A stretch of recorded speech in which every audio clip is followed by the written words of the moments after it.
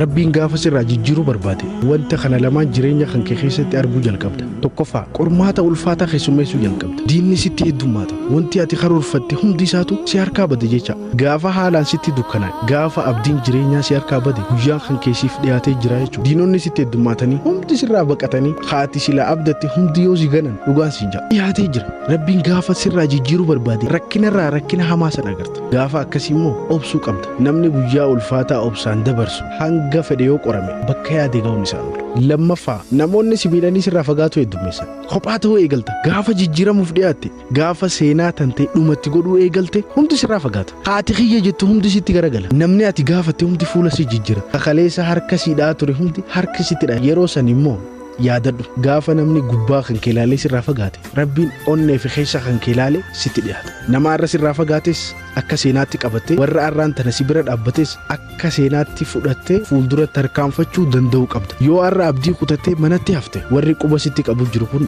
ni gammadan. Kanaaf tanamaatis tarakkinaatis sitti dhiisiti rabbi qabadhu fuuldura tarkaanfadhu.